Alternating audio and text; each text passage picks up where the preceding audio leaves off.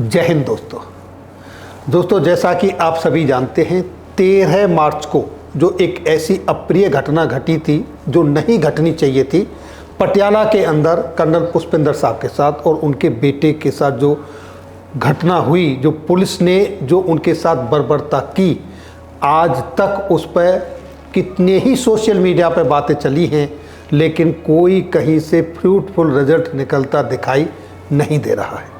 आज इस पर चर्चा करने के लिए हमारे साथ हैं कर्नल रण सिंह डूडी साहब। सर, आपका सैनिक वेलफेयर यूट्यूब चैनल पर बहुत बहुत स्वागत है। धन्यवाद। और मैं बताना चाहूँगा, कर्नल डूडी साहब सेवानिवृत्त हैं। दूसरा, सुपर पावर इंडिया पार्टी के नेशनल प्रेसिडेंट हैं, जो कि एक पॉलिटिकल पार्टी रन कर रहे हैं।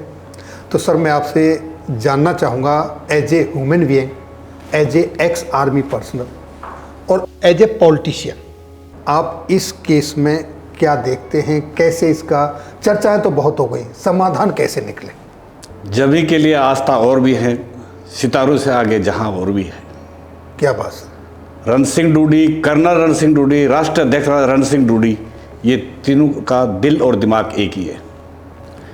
इस घटना के बारे में सबसे पहले मैं ये क्लियर कर दूं, ये ना आर्मी की घटना है ना पुलिस की।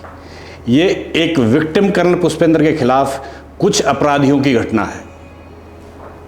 अब तक किसी ने कुछ भी किया है, उन सब का मैं तहे दिल से शुक्रगुजार करता हूं। लेकिन विधि के विधान के अनुसार इसमें और भी बहुत कुछ होना बाकी है जो अभी तक नहीं हुआ है। मैं अपने देश को सलाम करता हूं, सैल्यूट करता हूं।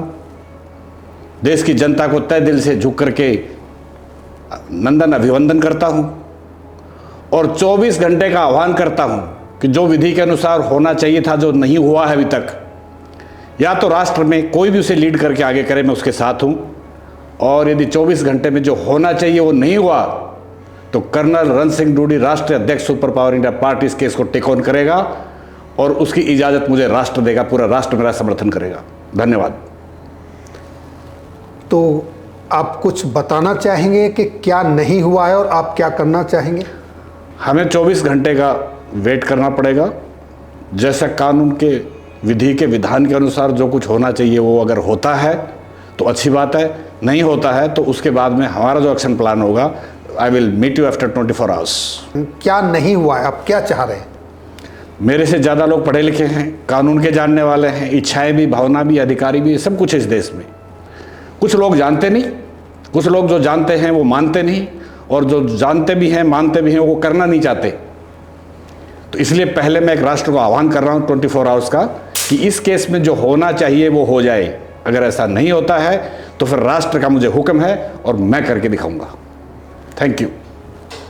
तो साथियों, अभी आपने सुना कर्नल डूडी साहब ने कितने स्पष्ट शब्दों में कहा है कि जो सही स्टेप उठने चाहिए थे वो अभी तक नहीं उठे हैं, और अगर 24 घंटे में विधि के विधान के अनुसार अगर वो स्टेप नहीं उठे तो फिर वो खुद इसको लीड करेंगे।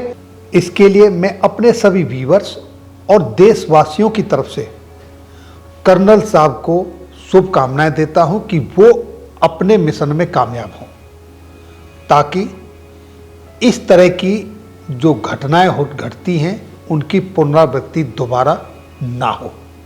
दिल की गहराइयों से पूरे देश को मैं नतमस्तक हूं। ये घटना ना पुलिस की है, जैसा आपने कहा, ना फौज की है। ये घटना है कुछ इस मानसिकता की, और इस पर जो चुप्पी साधे बैठे हैं, जिनको प्रॉपर स्टेप उठाने चाहिए, वो जो स्टेप नहीं उठे हैं, जिसकी तरफ आपने सीधा सीधा इशारा किया है, शायद हो सकता है कि ये आप ही के हाथों संभव हो।